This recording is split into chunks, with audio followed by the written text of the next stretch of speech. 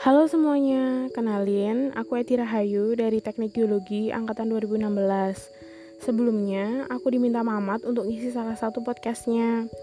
Aku memberi judul podcast ini dengan sebuah cerita dari bukan siapa-siapa.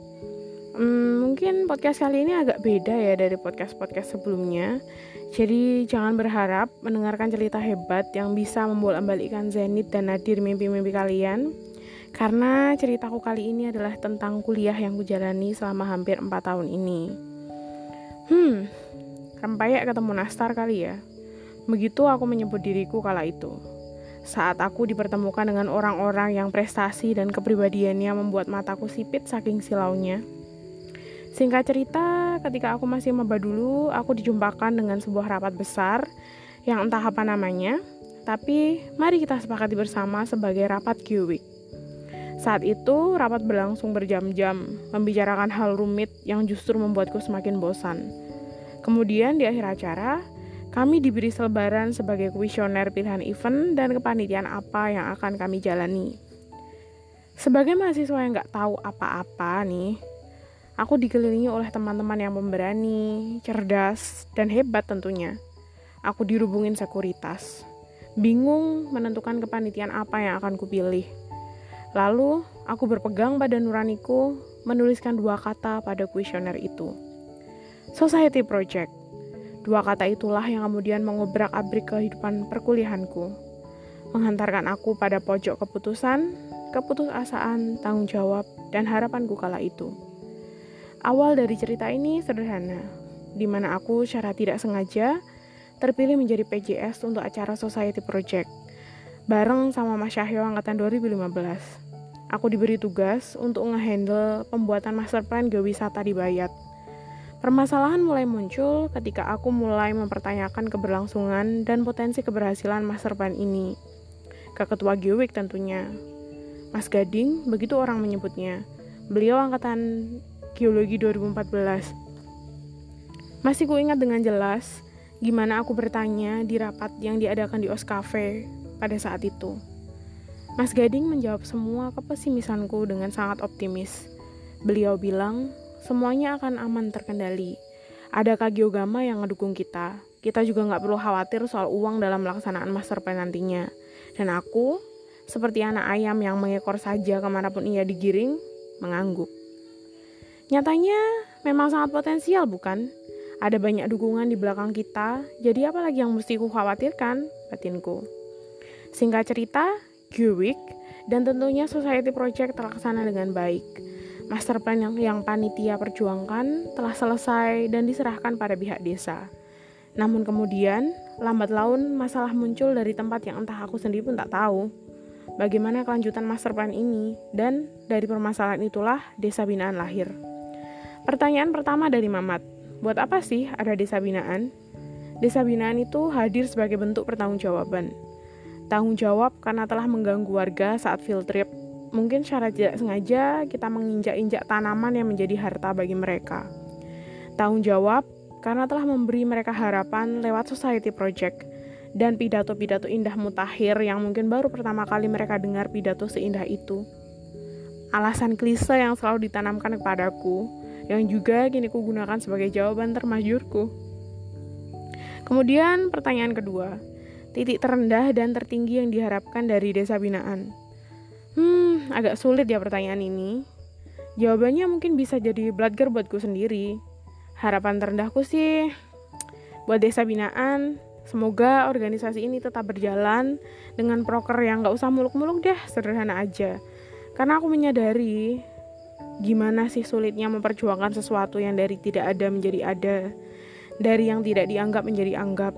Itu sangat menguras waktu, emosi, dan concern kita. Apalagi di sini kita bukan hidup mati untuk organisasi, bukan? Tujuan awal kan kita tetap kuliah untuk berprestasi. Ya, sebut aja ngambis lah. Sedangkan untuk harapan tertingginya, tentu terjalinnya kerjasama yang baik dan efektif, baik dari Departemen, HMTG, Kageogama, dan masyarakat. Dimana seperti rencana awal, yaitu menjadikan Bayat sebagai geowisata. Sebenarnya ada satu poin realistis dariku. Desa binaan ini harapan kita bersama. Mahasiswa, pengurus desa binaan, meskipun sudah bersusah payah, keringat darah, juga tidak akan tercapai cita-citanya tanpa ada dukungan dari pihak-pihak tadi. Karena Bung, percayalah, membangun sebuah wisata berbasis konservasi itu butuh ilmu dan pengalaman yang tidak hanya cukup dengan bersekolah di teknik geologi atau jadi pentolan di himpunan aja. Begitu besarnya peran dukungan yang dibutuhkan di sini. Terus pertanyaan terakhir, kok kuliah pulang pergi? Kenapa nggak ngekos? Pernah takut nggak pulang malam-malam habis ngurus desbin atau kegiatan lain? Buat yang belum tahu, aku emang kuliah pulang pergi dan nggak ngekos. Kurang lebih jaraknya 22 km dari rumah ke kampus. Ditempuh kurang lebih 45 menit. Sebenarnya lama tuh gara-gara kebanyakan lampu merah aja sih. Bukannya aku nggak pernah pengen ngekos ya. Aku juga pernah banget berkeinginan ngekos. Sampai udah survei juga dan nyari-nyari kos-kosannya. Dibantu sama Karlisa Novlin, aku ingat banget. Tapi setelah aku pikir-pikir, berkaca ke diriku sendiri, apa aku siap mandiri 100% di kos? Akhirnya, aku memutuskan untuk nggak ngekos, ya udah dilaju aja. Makin kesini, aku makin bersyukur sama pilihanku buat ngelaju atau nggak ngekos, karena lama-lama terbiasa sama jarak. Tapi jangan ditanya soal telat ya, udah langganan soalnya. Terus balik lagi, aku kan anak tunggal. Siapa yang bakal merhatiin orang tuaku kalau bukan aku? Kalau mereka kenapa-kenapa, siapa lagi kalau bukan aku? Mereka tuh hartaku yang paling besar. Mereka adalah kakiku, tanganku, hatiku, mataku. Mereka segalanya buatku. Dan kupikir ya ini saatnya aku berbakti sama kedua orang tuaku. Aku memang seorang mahasiswa, tanggung jawab utamaku adalah kuliah. Aku juga seorang ketua dan wakil pada saat itu. Itu juga tanggung jawabku. Tapi aku juga seorang anak dari kedua orang tuaku. Dan justru itu adalah tanggung jawabku yang paling dasar. Buat apa sih aku kuliah organisasi capek-capek kalau nggak buat orang tuaku, ya nggak sih? Toh waktu nggak ada yang tahu, baik umurku atau kedua orang tuaku. Aku cuma pengen lakuin apa yang terbaik selama aku masih bisa bernafas. Dengan pulang pergi, setidaknya aku bisa bagi waktu buat kuliah, organisasi, dan juga buat orang tua. Umur nggak ada yang tahu nggak sih? Dan aku cuma pengen membuat kenangan sebanyak mungkin sama mereka. Apapun itu, pahit, manis, sedih, susah, bakalan berharga banget buat aku. Ngelaju 45 menit juga bukan hal buruk kok. Selama perjalanan pulang, di motor aku bisa mikirin hal-hal yang gak pernah sempat kufikirkan. Menghibur diri, atau justru nangis kalau ada masalah.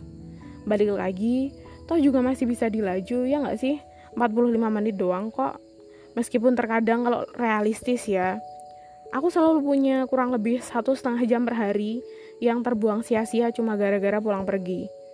Tapi dengan 1,5 jam itu, teman-temanku udah pada nugas, udah pada ngelaprak, baca paper, belajar. Hal-hal yang gak mungkin bisa disetarakan denganku. Terus, pernah takut gak sih pulang pergi malam-malam? Kalau takut sih enggak ya, tapi khawatir jelas. Tapi orang tua aku sendiri selalu ngajarin buat tanggung jawab sama apapun yang udah aku pilih. Jadi ya jalanin aja. Semuanya gak akan seburuk yang kita pikirkan kok. Terus selama masa-masa sulitku dulu, ya sebut aja masa-masa sebelum dapat jakun. Horor kan? Sampai sekarang mungkin ya alhamdulillah Tuhan mengelilingi aku dengan orang-orang yang baik, yang gak akan pernah habis kalau namanya aku sebut satu persatu. Sahabat-sahabat yang selalu memberikan tangannya untuk kuraih dan berbagai susah senangnya bersamaku. Dan ada satu orang nih yang dari dulu selalu kutempelin. Namanya Ama. Ama adalah salah satu sahabatku yang paling deket. Dia adalah salah satu bentuk betapa baiknya Tuhan di kehidupanku. Buat Ama, makasih ya Ama, udah selalu jadi sahabat yang sangat baik. Makasih udah selalu jadi kotak curhatku. Makasih udah jadi teman tidur, teman KL, teman begadang, teman minjem baju, teman nebeng di kos. Pokoknya makasih buat semua yang udah Ama lakukan. Terima kasih udah jadi Ama yang aku kenal saat ini. Makasih untuk selalu jadi Ama yang sama, Ama yang bijak, Ama yang cerewet, Ama yang konyol, Ama yang semuanya. Sebagai penutup, aku ada satu pesan nih. Jangan lupa buat bagi waktu untuk orang tua. Karena meskipun kamu itu seorang ketua, presiden, vice, wakil, apapun itu, kita juga tetaplah seorang anak buat kedua orang tua kita. Tugas kita yang paling dasar adalah berbakti buat mereka. Jadi, sesibuk apapun kamu, saat lelah, saat jatuh, pasti orang tua yang bakal nerima kita apa adanya. Mereka yang bakal nerima kita tanpa celah. Saat seluruh dunia menyalahkan kita mungkin, mereka yang bakal selalu nerima kita apa adanya. Jadi, apa salahnya sih untuk membuatkan teh hangat di pagi hari untuk ayahmu yang sedang baca koran mungkin di depan rumah? Atau membawakan sepiring pancake gosong hasil percobaanmu hari itu? Semua itu akan sangat berharga kok. Nggak perlu menunggu tua nggak sih untuk memberi kasih sayang ke orang tua kita? Bukankah hidup ini soal memberi dan menerima?